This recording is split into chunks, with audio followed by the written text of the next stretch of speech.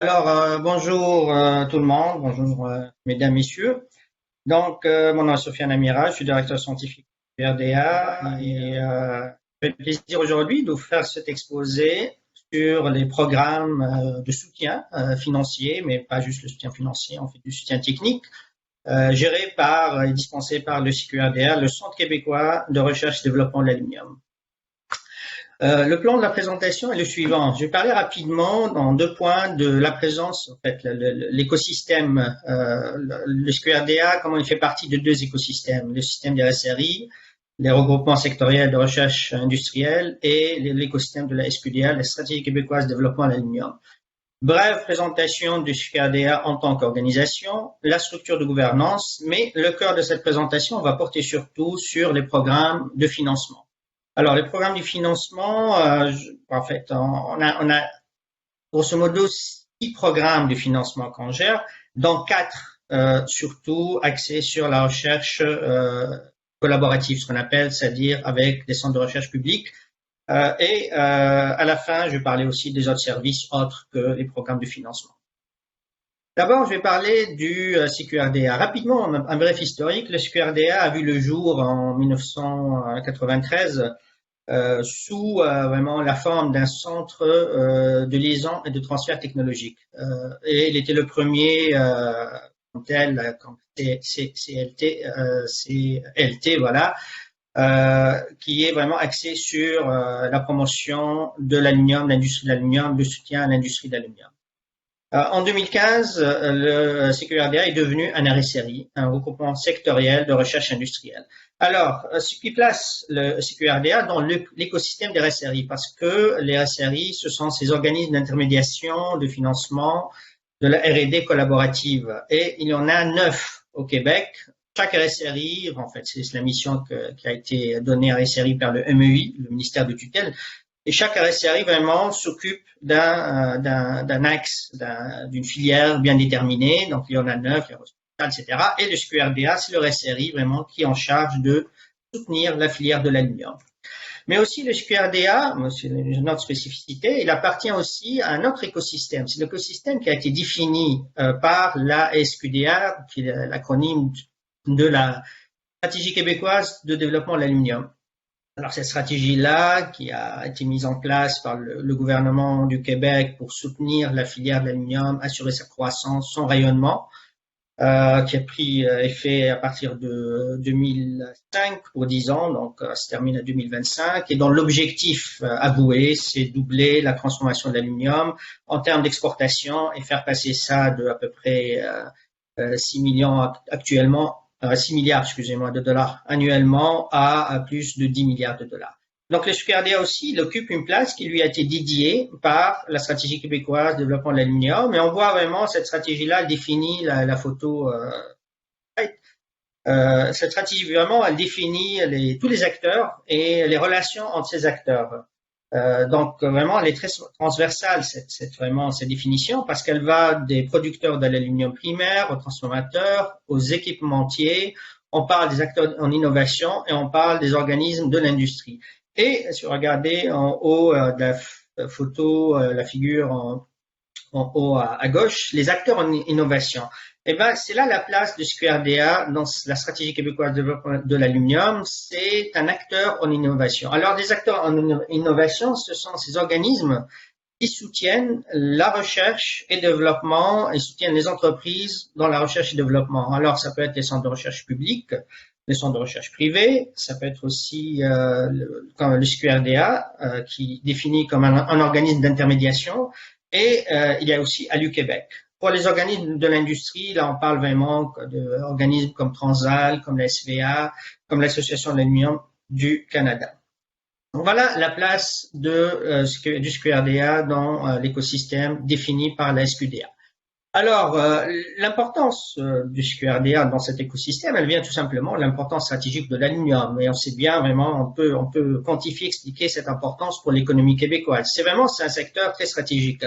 Pourquoi? Parce qu'il soutient des emplois, beaucoup d'emplois très bien rémunérés, parce qu'il fait du Québec l'un des principaux producteurs mondiaux de l'aluminium primaire derrière la Chine, la Russie et l'Inde, Parce que vraiment, l'exportation, c'est pratiquement 7 milliards en 2014, pratiquement la même chose, quoique on estime qu'une grande partie de ces exportations, c'est d'aluminium primaire et que nous, la SQDA, vraiment, elle veut favoriser la transformation et les produits vraiment transformés avec une haute valeur ajoutée.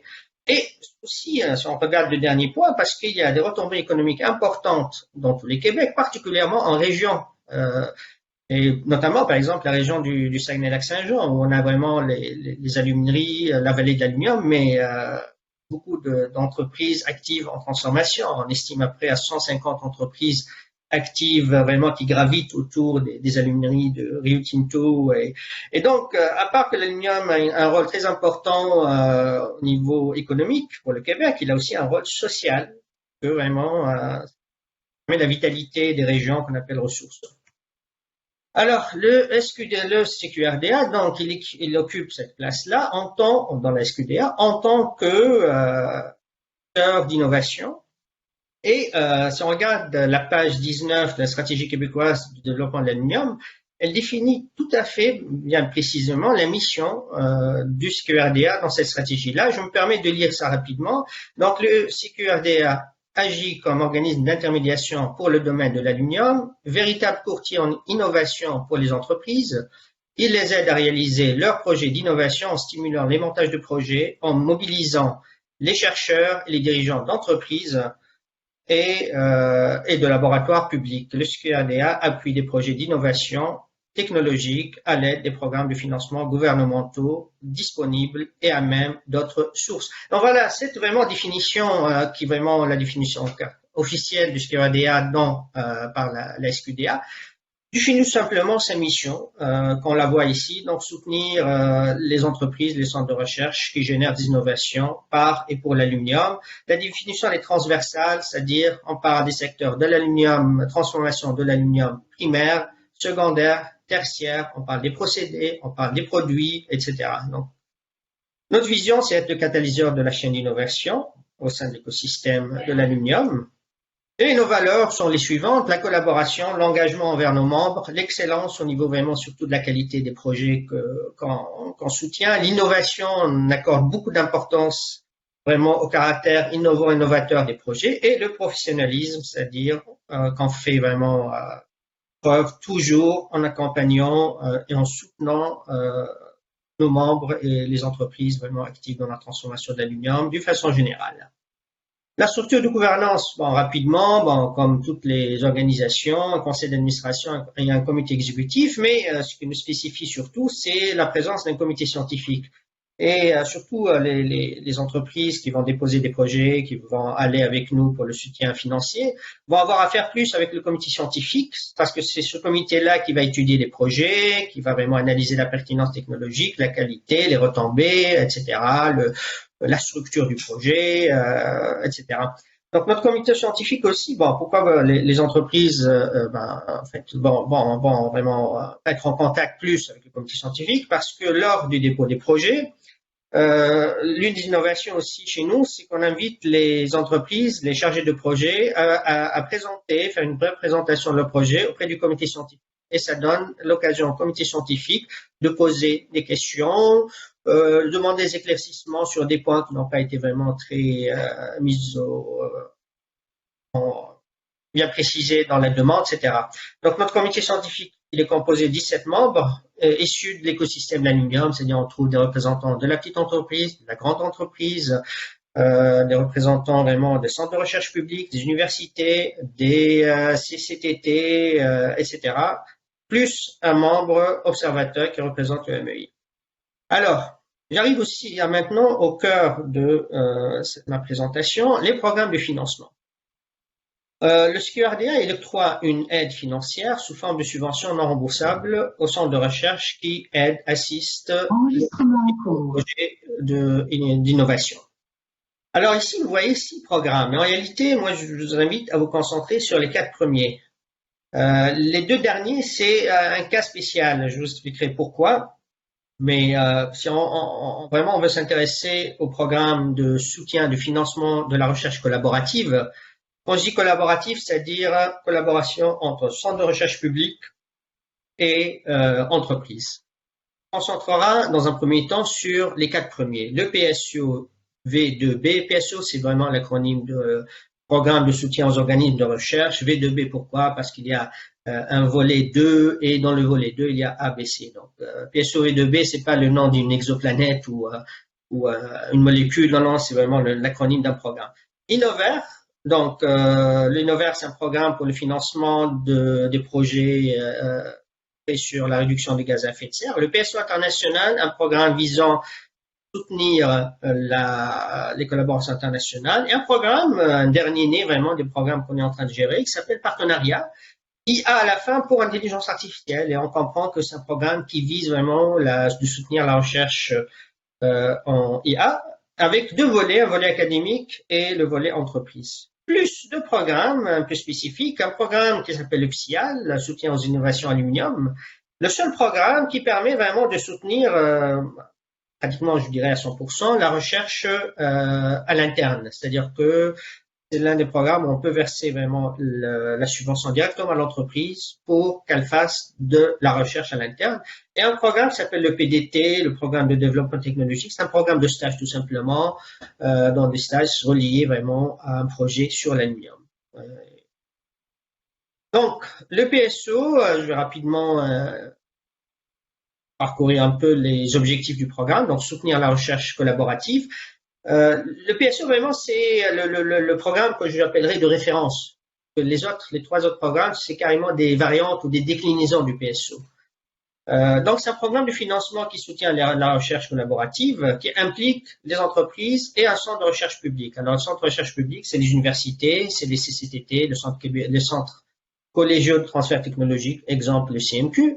Les CRP, en fait, les centres de recherche publics, plutôt dans le sens centres de recherche gouvernementaux, comme par exemple le CRIC, comme par exemple le CTA, Centre technologie de l'aluminium du CNRC. Donc, ce programme-là, c'est-à-dire l'aide financière, elle est en fonction de ce qu'on appelle le TRL, le Technology Readiness Level, ou le degré de maturité technologique d'un projet. Je vais vous expliquer ça dans une slide suivante, ce TRL. Et le fait de classer les projets en fonction des TRL permet d'octroyer des subventions assez généreuses qui peuvent aller jusqu'à 40% du coût du projet. Quand je parle du coût du projet, je parle de ce qu'on appelle les dépenses admissibles que je vais vraiment énumérer dans une slide suivante aussi. Les projets, donc vraiment, on peut octroyer jusqu'à 500 000 $ par année pour des projets qui peuvent durer 3 ans. Donc, le maximum qu'on peut octroyer, c'est 1,5 million, c'est quand même un montant très important. À droite, vous voyez un peu les axes qu'on soutient et de façon générale, tous les axes qui peuvent vraiment avoir rapport avec le développement des équipements, des technologies, des procédés, l'amélioration des procédés. On parle aussi 4 et 5 surtout 4, l'impact de l'industrie de l'aluminium sur l'environnement, la qualité de l'air, l'emportement par exemple de la bauxite, le recyclage de la bauxite par exemple, la valorisation de ces résidus-là, etc. Donc, tous ces projets-là vraiment sont soutenus par le programme PSO. Alors, ça, bon, je l'ai déjà dit, c'est les centres de recherche publics. Il y a un lien ici qu'on peut consulter pour voir quels sont les centres de recherche publics admissibles pour le PSO. Et en passant cette vraiment présentation, c'est-à-dire on peut la fournir sur demande, juste nous écrire et à la fin on peut vous envoyer la présentation. Alors, je parlais tout à l'heure du TRL. Alors, TRL, c'est une échelle initialement conçue par la NASA dans les années 60, si ma mémoire est bonne, et elle vise vraiment à évaluer le degré ou le degré d'avancement d'un projet et puis le stade dans lequel se trouve un projet. Donc, une échelle de 9 niveaux. On commence du TRL 1. Là, vraiment, on est dans l'élémentaire, le basique. La recherche, vraiment, on est au niveau du croquis, au niveau de vraiment le brainstorming. On passe plus on avance TRL, plus la recherche se déploie, se développe, plus on arrive au TRL 4 avec des composantes produites à l'échelle laboratoire, milieu simulé, et on va jusqu'à le TRL 9, c'est-à-dire vraiment les résultats du projet sont en commercialisation. C'est-à-dire le produit a été fabriqué, testé, prouvé, on est en train de vraiment passer à la commercialisation. Et donc, nous, au CQRDA, dans le cadre du PSO, le programme, PSO.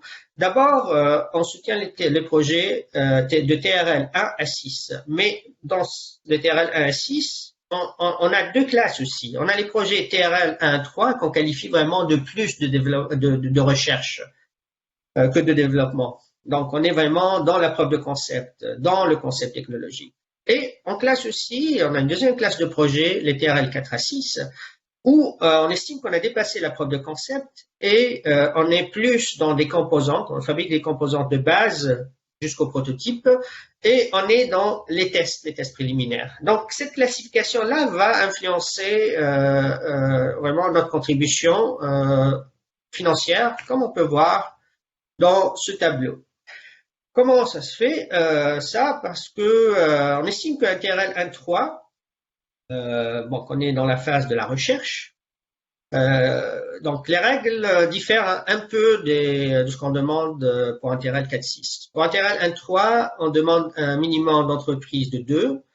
Les partenaires académiques sont les universités des comme on a vu tout à l'heure.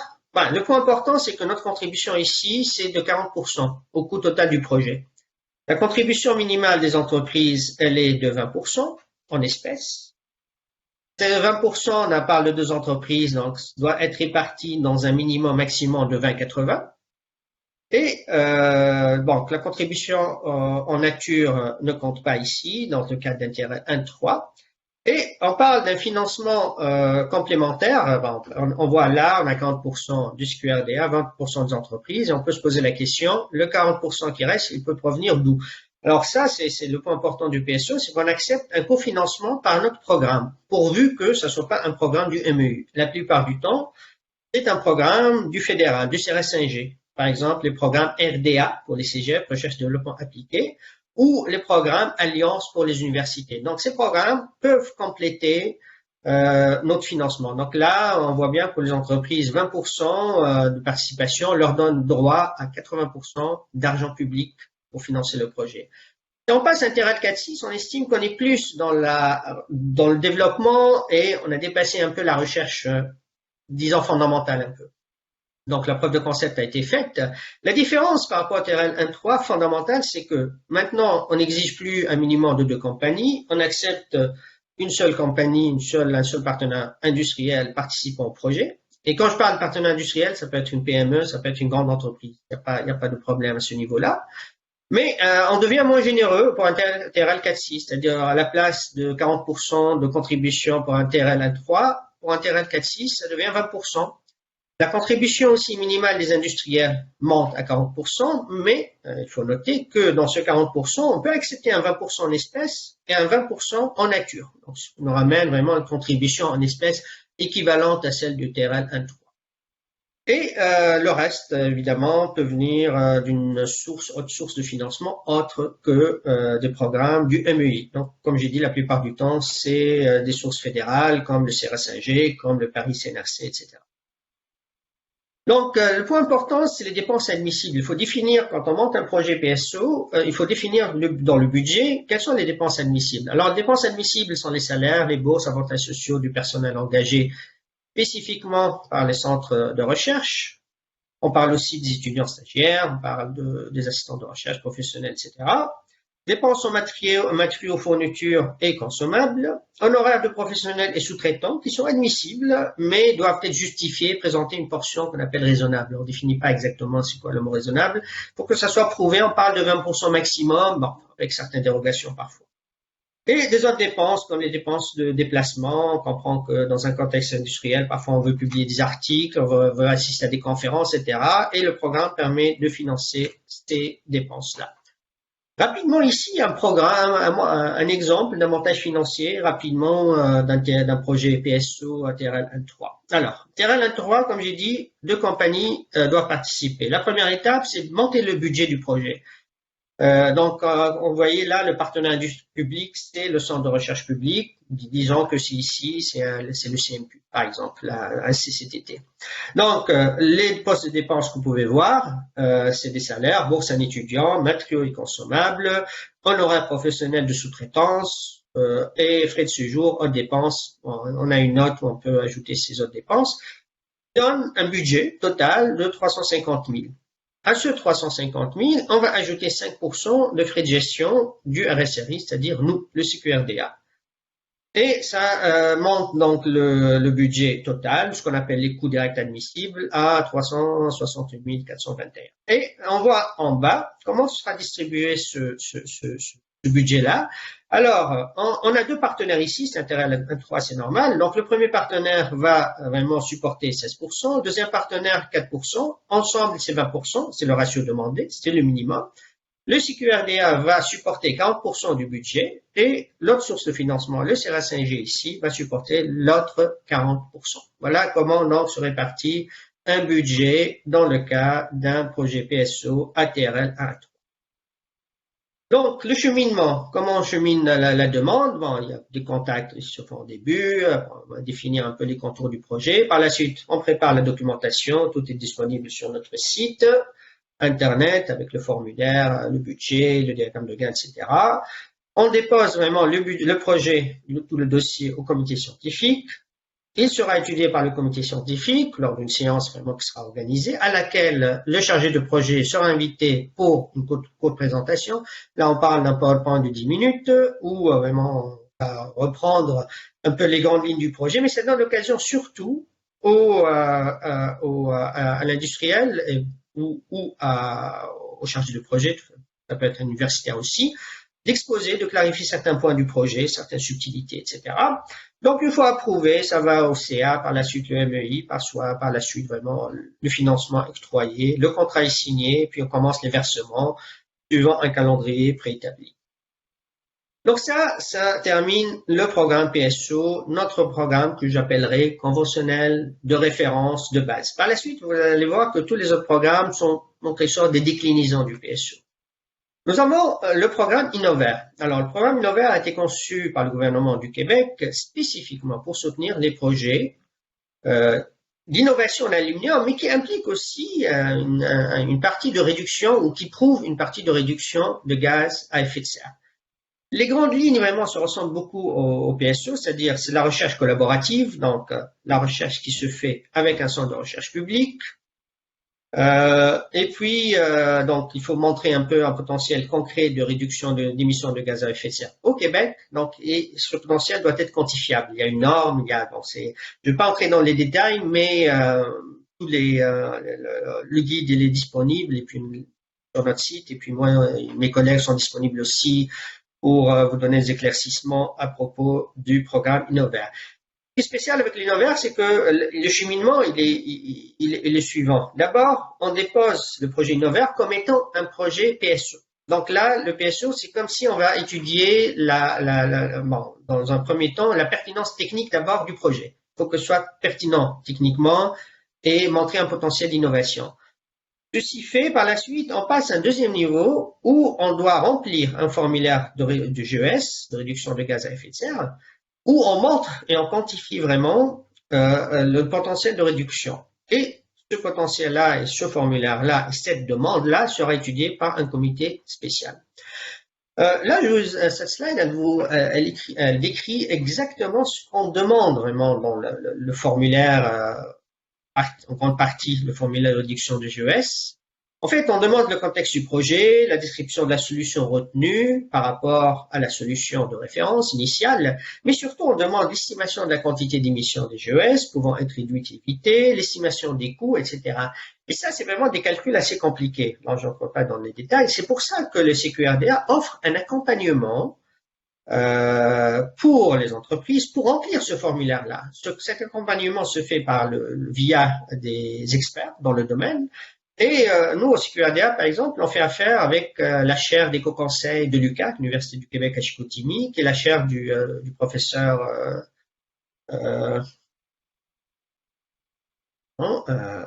Claude Villeneuve, voilà, le professeur Claude Villeneuve.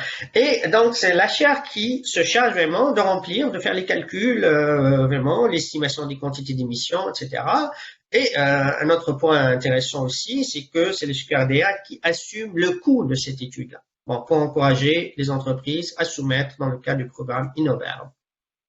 Alors, ce qui caractérise un peu Innover par rapport au PSO, c'est que le TRL, on reste dans le TRL 1 à 3, 1 à 6, mais que l'obligation d'avoir deux compagnies n'est plus vraiment une obligation pour le TRL 1 à 3. C'est-à-dire, quel que soit le TRL, une seule compagnie vraiment peut être admissible à Innover. Donc, il n'y a pas l'obligation d'avoir deux compagnies partenaires. Donc, une seule compagnie.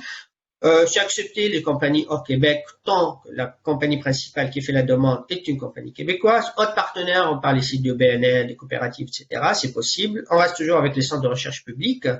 Et un fait important avec Innover, c'est que la contribution, non seulement quel que soit le TRL, donc, on ne demande pas vraiment de compagnie, donc une seule compagnie peut aller toute seule dans le projet, mais que le financement, quel que soit le TRL 1 à 6, peut monter jusqu'à 50%. Alors qu'on a vu que dans le cas du PSO, dans le cas d'un TRL 4 à 6, la contribution du CQRDA est plafonnée à 20%. Et là, vraiment, dans le cas d'Innover, non seulement la compagnie peut aller seule, mais elle peut avoir un financement de 50%. Et c'est là le grand avantage de ce programme-là.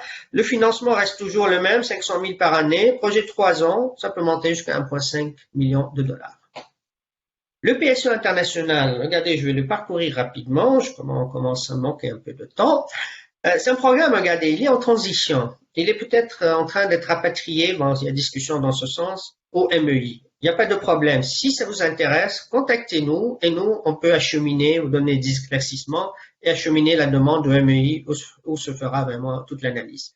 Mais c'est un programme tout simplement qui vise à favoriser, à soutenir les initiatives internationales, c'est-à-dire les collaborations internationales entre entreprises québécoises, universités québécoises ou un centre de recherche publique, un CCDT, et un partenaire étranger, une équipe étrangère internationale, bon, c'est le mot étranger, international, qui, elle est constituée d'un centre de recherche public international et une entreprise internationale. Donc, c'est une coopération en deux parties. Une partie québécoise, constituée donc d'une entreprise et d'un centre de recherche public québécois, et une partie étrangère, un vis-à-vis constitué d'un centre de recherche public international et une université internationale et une entreprise internationale.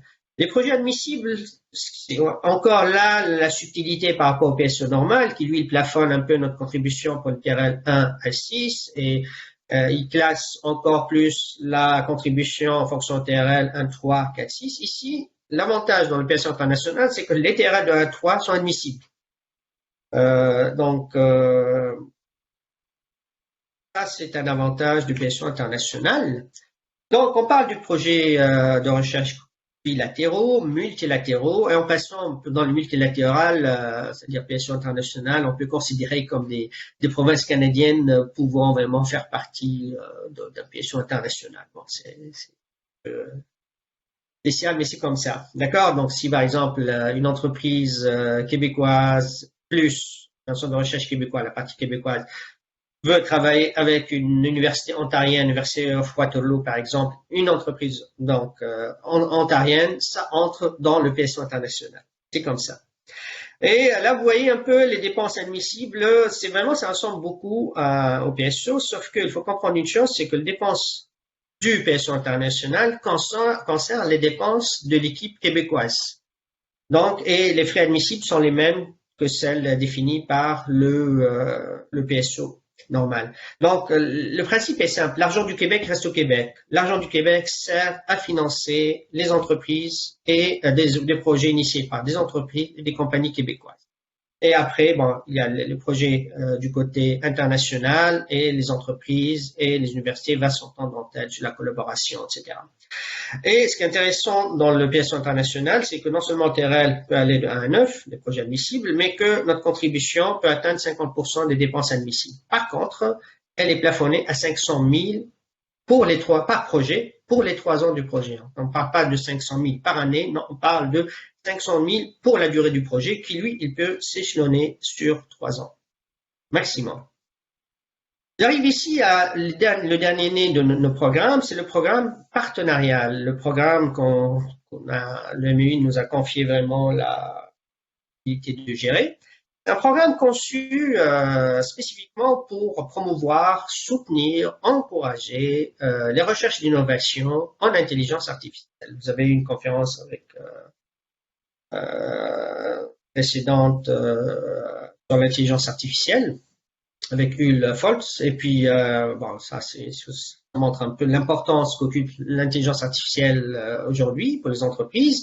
Et le MI, conscient vraiment de cette importance-là, a mis au point ce programme-là. Alors, ce programme-là, partenariat, il a deux volets, un volet académique et un volet entreprise. Les grandes lignes du volet académique sont les suivantes. D'abord, c'est le volet académique. Le projet, il sera vraiment conduit essentiellement par un centre de recherche public. Donc, pour le compte de l'entreprise, l'entreprise peut collaborer, mais l'essentiel des travaux seront réalisés au sein d'un centre de recherche public. Le dépôt du programme, la présentation, la défense du programme, du projet devant le comité scientifique sera fait donc par le représentant du centre de recherche public. Aussi, on demande aux entreprises, dont une PME ou une start-up. Ça, c'est vraiment une obligation. La deuxième partie peut être une PME, donc on parle de deux PME, une autre start-up, donc c'est deux start-up. Ça peut être aussi une PME plus une OBNL, une coopérative, etc. La contribution des compagnies, c'est 40% du coût du projet, moitié en espèces, moitié en nature. Ce qui est important, c'est que la contribution maximale du CQRDA est de 40% au coût du projet, avec un maximum de 350 000 $ par projet. On voit ici un montage financier sur la base d'un projet de 875 000 $. Pourquoi 75 000? Parce que là, on a voulu maximiser un peu la contribution de MEI. Donc, on s'est dit, si on peut donner un maximum 350 000 et ce maximum représente 40% du coût du projet, là, on parle d'un projet de 875 000. Alors, dans le cas de ce 875 000, les compagnies doivent vraiment contribuer à hauteur de 40%. Donc, on voit donne donc 350 000, sauf que pour les compagnies, les deux compagnies participantes, parce que c'est une exigence du programme, ça peut être divisé en argent et en nature. Le 20% qui reste, donc 40-40, il reste 20%, on peut aller le chercher grâce à une aide gouvernementale comme le CRCG par exemple, comme le Paris CNRC. Et on voit en bas l'allocation des dépenses qui vont à 80% au centre de recherche publique et les entreprises, leur participation en nature, ce sera vraiment leur contribution dans l'allocation des dépenses et dans le projet global.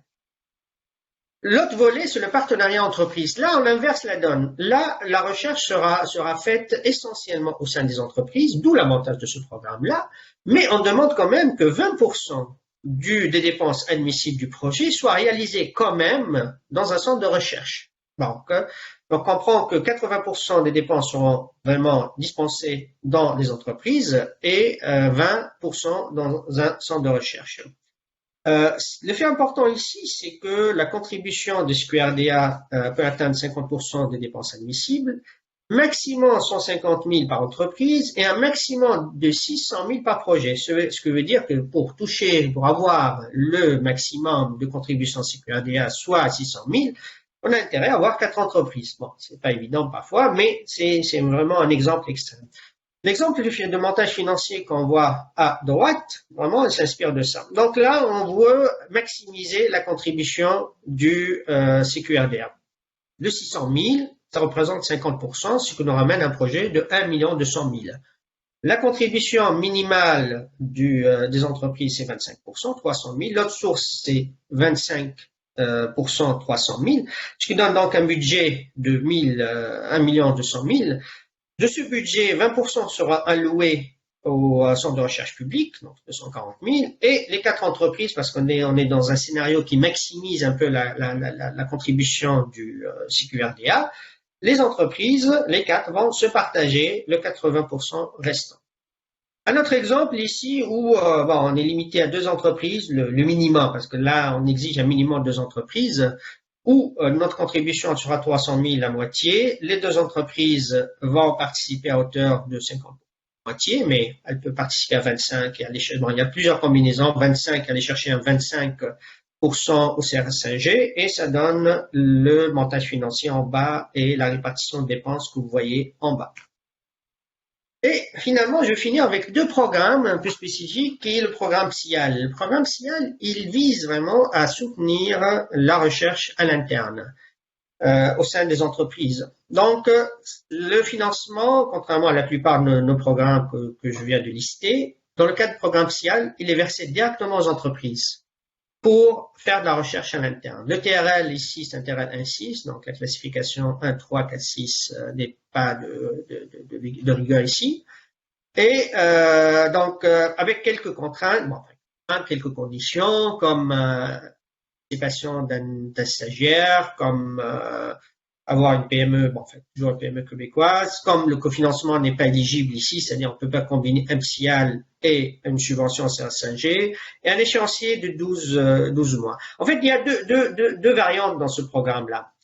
Bah, j'ai dit que c'est pour promouvoir la recherche à l'interne, mais en réalité aussi, il y a une variante où on encourage les entreprises, s'il y a besoin, à faire affaire avec un centre de recherche public. Et dans ce cas-là, on va bonifier notre participation.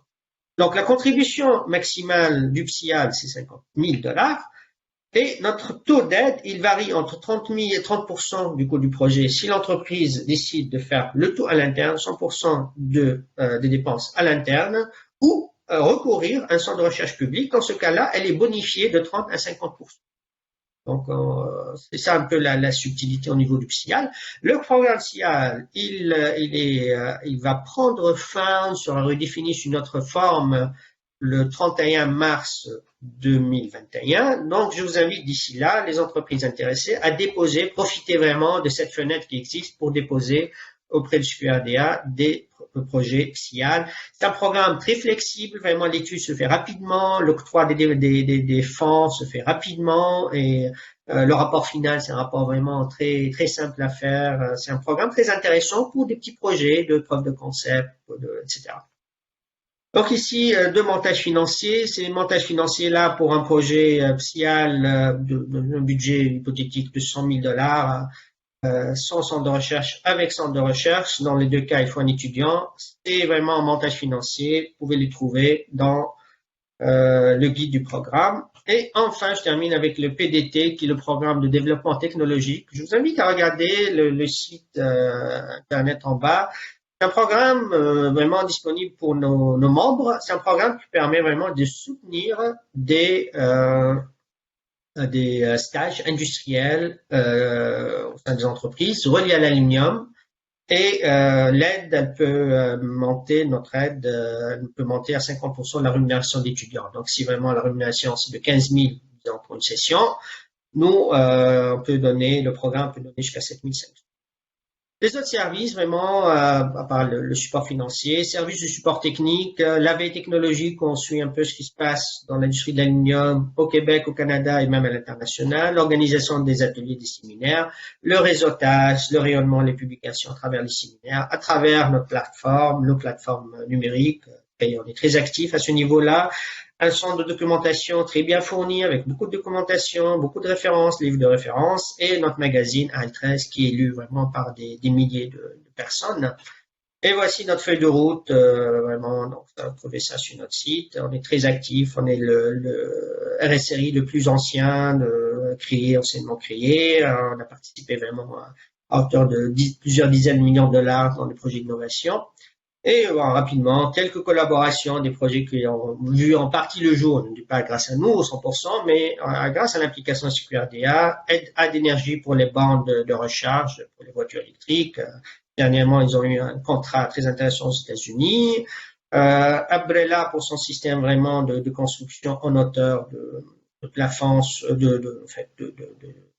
sans recourir à des grues. C'est très innovateur, vous pouvez voir ça sur Internet. Madi Group, vraiment un partenaire de longue date pour ses passerelles 100% aluminium. Et par exemple, Precicat pour le Cargo Light, une petite camionnette 100% aluminium. Et voilà, ceci met fin à ma présentation. Je m'excuse d'avoir dépassé un peu le temps. Et puis voilà, une petite citation. Se réunir est un début, rester ensemble est un progrès. Et travailler ensemble et la réussite. On croit beaucoup, c'est vraiment notre mot fétiche au CQRDA, on croit beaucoup au travail ensemble, au travail d'équipe et comme on dit souvent, l'ennemi est extérieur et n'est pas parmi nous. Le concurrent n'est pas parmi nous, il est à l'extérieur. Voilà, merci beaucoup et puis voilà, au plaisir d'avoir vos questions.